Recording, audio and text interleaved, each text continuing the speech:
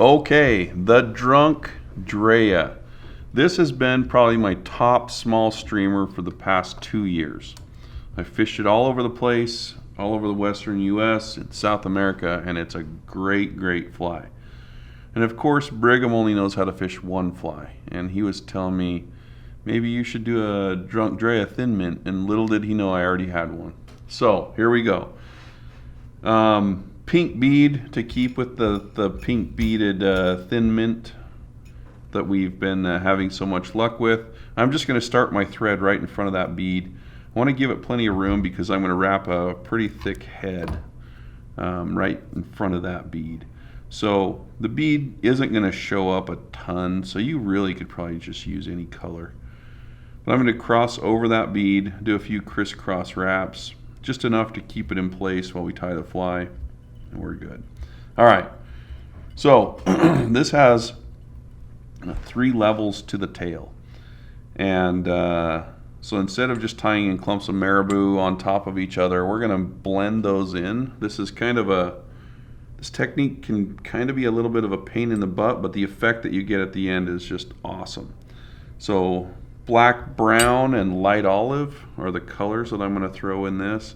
And you can see I've prepared the stem, got any of those goobers on the bottom of it gone, and mostly because I like to hold the stem while I wrap the feathers. So every time I do this, it's a little bit different, so we're just going to see how we go. This one I got to tie in a little bit longer down into the stem, but that will be fine. And this is going to look terrible until we brush it out. You'll see what I mean. So that's all tied in close to the back.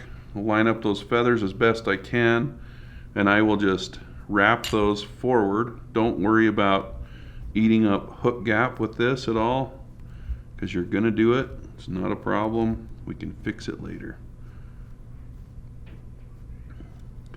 All right, so I don't know, 4 or 5 turns. As you can see, it looks like Brigham tied this fly and not me.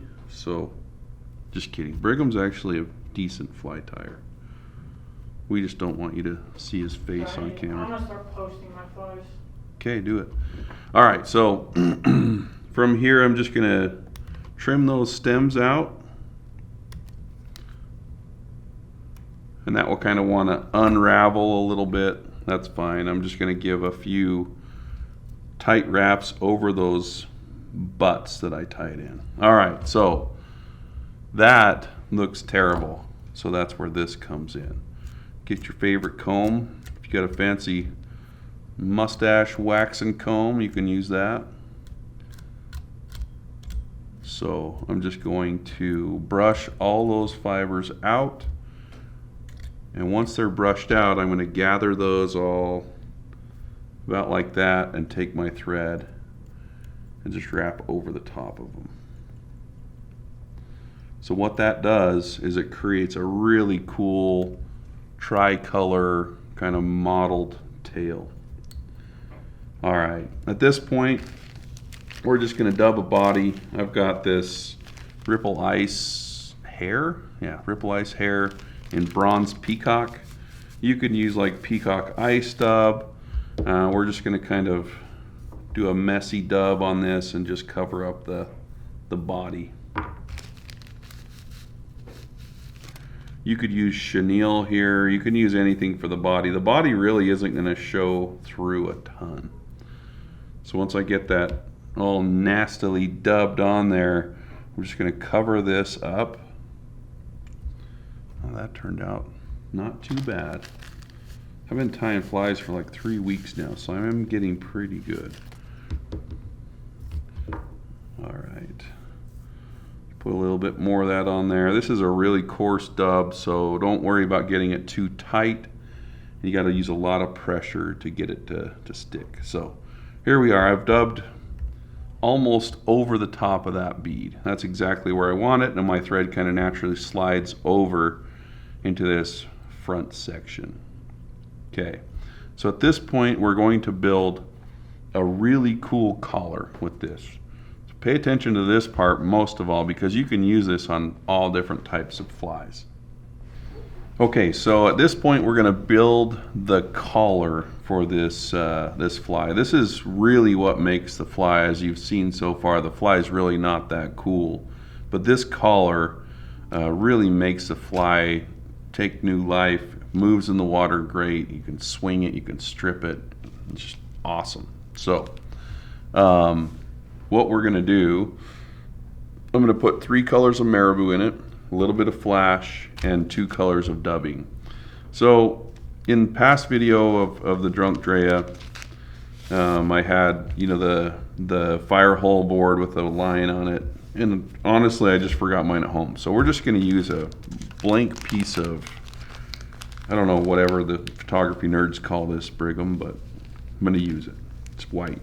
Alright, so we're going to start out by getting a little bit of the pink. This is shell pink. We're just going to lay that right on the table. Maybe a little bit more of a pinch of that.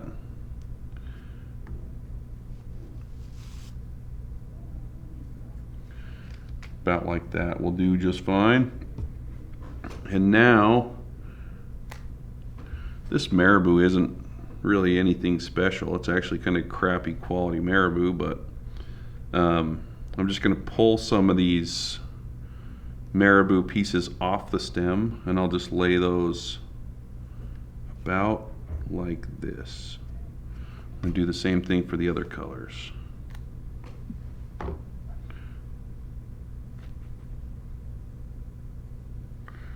Okay, so what you can do is you can take this Marabou, use the D-loop tweezer like that.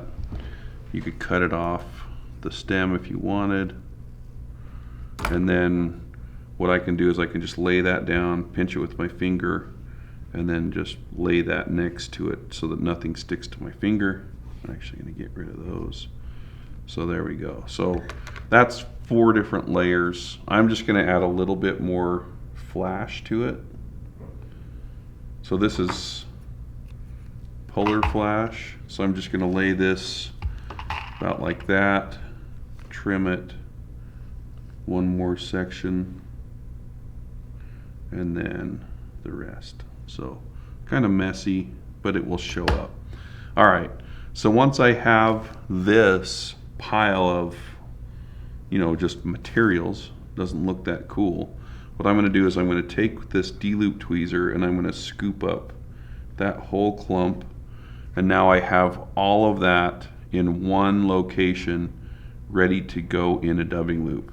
So before I tie that in the dubbing loop, take some longer scissors like this, and I'm just going to trim, not all the way against the blade, just a little bit out, so that I have room to stick that in the dubbing loop.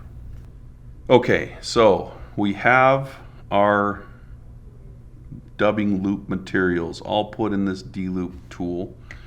And because we're going to be cranking on this a little bit, I'm going to make a dubbing loop, but I'm going to make a double thread dubbing loop. You're basically just reinforcing that dubbing loop with double the amount of thread, so it's not going to break when you're twisting it up. Okay, find your favorite dubbing loop twister. This one's mine right now.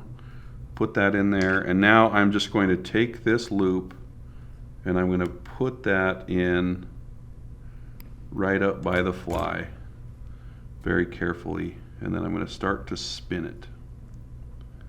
So once it starts to spin a little bit like that, I'm going to take a bodkin. This is a bodkin my father-in-law made me. It's really cool. It's purple, just like the vise, and I had him do it with a really heavy-duty upholstery needle, almost specifically so I could do this fly. So again, I learned this technique watching videos from Jerry French and those guys up in the Pacific Northwest that do steelhead flies. They're way better tires than me. Highly recommend watching them put one of these styles of flies together. But basically, instead of combing it all out, you're just getting a coarse needle and you're just running that down your thread, and it's really effective at getting all those little fibers out, everything you know, picked out nice so that we can wrap it. So at this point, here's a cool part of this. Like, if you look at that, those little pink fibers in that collar really show up. And I'll show you again once it's tied, but they're pretty fluorescent.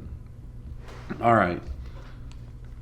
Brigham got me some water. Glacier Rain, don't leave home without it. Bought only at Maverick, Adventure's First Stop. Just kidding, we're not getting sponsored for that. But you never know. All right, so I'm just gonna moisten my fingers a little bit. And I'm gonna take this loop and just kind of pull those feathers to one side. So I'm gonna pull those to the side, and then I'm just going to start wrapping this. I'll be a little bit more careful with this part than I was with the tail. And it's gonna look pretty ratty until it's done. So just one turn right in front of the other. And if you have to do wraps on top of each other, that's fine. But I do want to get all this good material jammed into this fly.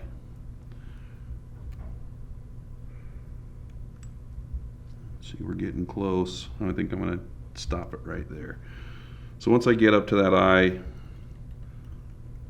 just going to bring my thread over, trap it down, and get rid of that excess. Tool down. Sorry for the tool noise, kind of.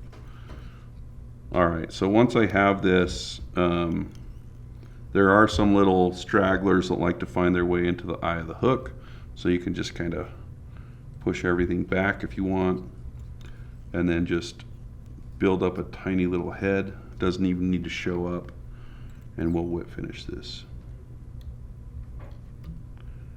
All right, so once it's done, I'm going to take my comb again and I'm going to brush this all out. So it looks kind of nasty right now, but we're going to dry this out and then we're going to show you what it looks like dry. And then all you got to do is go fish it after you like and subscribe. Right, Brig?